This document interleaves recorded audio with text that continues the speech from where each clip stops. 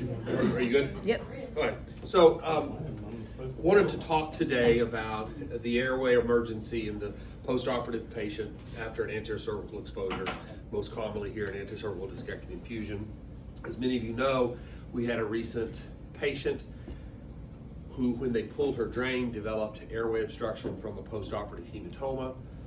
That patient very quickly became very ill, and Dr. Cox and I opened up her neck at bedside, and all of a sudden she could breathe again. I want to talk about that because in a very rare number of cases, the nursing staff here at the Oklahoma Spine Hospital may be in the situation where you have to consider opening somebody's neck at bedside. We hope that never happens. I do not want nurses to have to do that, but you know, at this hospital, if this were to have happened at 2 in the morning, I'd worry about this patient. So I do want to talk about that. Airway obstruction after anterior cervical discectomy infusion, it's rare, but it can be potentially fatal. We have all seen, those of us who've taken care of patients over the years, most cases when patients get hematomas in their necks, these don't occur over a few minutes. They tend to progress with time, and so the patient who has the acute need for having something dramatic like opening their neck at bedside is actually quite rare. This usually happens early in the postoperative period. It can happen later, but the patients who get acutely ill, where minutes or seconds matter, that usually happens in the first 24 hours. That's why almost all of us here at the Oklahoma Spine Hospital keep our patients in overnight after anterior cervical discectomies. Acute airway obstruction must be rapidly identified and treated. We all know the ABCs. The first ABC is airway. So if you don't have an airway, you don't have a patient, and that's what I want to talk about today. I want to talk a little bit about anatomic considerations. There's a few things, very simple things that if you know, it can enable you to save somebody's life if a situation like this were to arise. Obstructive hematomas are generally not right under the skin. If a hematoma that looks like a goose egg, sitting right under the skin, looks like somebody put an egg or a golf ball under the skin, those hematomas rarely begin to obstruct the airway. They just come out and look ugly and hurt. Hematomas that obstruct the airway are below the platysma, and the platysma is this muscle here. When you make that face, it's this muscle here. And when you have a hematoma below the platysma, the actual swelling in the neck can be fairly limited. The neck will always look full, but you often won't see somebody. And the lady that we talked about earlier, she didn't have a huge goose egg on her neck, but her neck was very full. You could see that. And that's why I do want to talk a little bit about the anatomy. The platysma muscle is the one important piece of anatomy you need to know. That's a band of tissue that runs up from the face all the way down to the clavicle. This is just a illustration out of one of the Netter anatomy books. And hematomas tend to be under the platysma and can cause kinking of the trachea, and that's where the airway obstruction comes from. Hematomas above the platysma will not cause airway obstruction. When we do exposures, this is a cross-section through the neck, again, to explain where the hematoma is that could cause an emergent airway situation, and it's below the platysma. So the platysma is this ring of muscle here. This is where the obstructive hematoma is. It's under the platysma, and that's the one thing I want everybody to keep in mind. These are pictures from the operating room, because I think it's important that you see the platysma, so you know what you're looking at. So this is the patient's chin is right here, so up is that way. This is right after I made the incision in the patient's neck. This is pretty typical of the skin incisions that you will see. And this picture here shows the wound after we've exposed and opened the platysma. So those fibers right there, those are the platysma fibers, and you can see where we've opened up the platysma there. And I open it up longitudinally up and down. I think everybody opens it up and down. I think there may be one physician who opens it side to side, but I think most of us open the platysma up and down after a horizontal skin incision. Again, there's the chin, so up and down is this direction. This shows after we've opened up the platysma and getting ready to close it. So that's the cavity where the hematomas that are dangerous form, underneath the platysma. You can see the edge of the platysma next to my finger and next to Becky's forceps there. That is where the hematoma is. And this is after it's closed. This is what it looks like when I close it. 3 or 4 sutures holding it together. That's the band of tissue you have to open if somebody has an airway emergency. Identifying postoperative airway compromise. People generally have pain. You will get swelling, but again, it's usually not a big goose egg. Dysphagia, difficulty swallowing, difficulties handling secretions, voice changes, patient's voice becomes raspy. Stridor, the stridorous sound is very typical of an airway obstruction, but not every patient will have stridor. Once patients get in trouble, you'll see a lot of anxiety. Once you get to the point where their oxygen saturations are dropping or they start having a decreased level of consciousness, that patient is in really big trouble.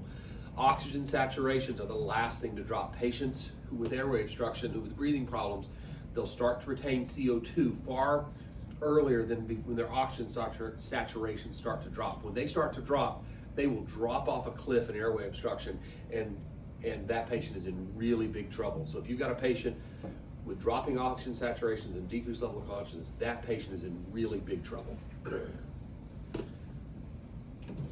What are the things I do not want you doing in this patient? Do not try oral tracheal intubation. You won't be able to do it. And I have seen 2 instances in my career of esophageal injuries where an anesthesia resident and was one person who did it, was an anesthesia attending was the other one, who actually, in trying to intubate a patient with a large neck hematoma, ended up perforating the esophagus because you just can't get to it. Don't use an oral airway, won't do anything. That doesn't solve the problem. Don't just stick an LMA down the patient. That LMAs are great. They're especially for, if you're not comfortable intubating a patient who's in trouble, LMAs are great. They will not work for this, and don't sedate this patient. This is a patient, even though they're getting anxious, if you sedate them, what little ability they have to keep their airway open will go away in a hurry. So don't sedate these patients. What do? Call physicians early. If you're worried about an airway problem, you need to let us know early. And you know something, if we blow you off, you need to call us again. Airway problems are something we need to know about early. Do use supplemental O2. Do use, and I know we use oxygen sat monitors routinely, but do use a continuous O2 sat monitor. If somebody's in trouble, get the crash cart to the bedside early. If the patient's saturations start dropping, the patient becomes unconscious, develops progressive bradycardia, you need to consider opening up the neck. If you're not sure that doctor is right around the corner, you need to consider opening up the neck, especially in the middle of the night. When should a neck be opened? We don't want to open up necks at bedside. It is a really bad thing to do. Infection.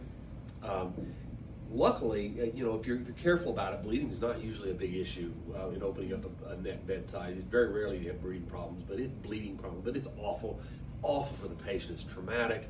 So when would I open up a neck? Patients in extremis, stridor, poor air movement, dropping sats, bradycardia, unconscious, arrest. That patient, just open up the neck. Don't let somebody die. I would far prefer, if a patient dies, I'd far prefer to them have their neck open and they're dead than for us to watch them die asphyxiating from a neck hematoma. So if the patient really gets in trouble, the doctor's not around, I need you guys to be willing to open up a neck in this situation. So how do you do it? Brief betadine prep. All of this stuff is on the crash cart. Splash some betadine on it.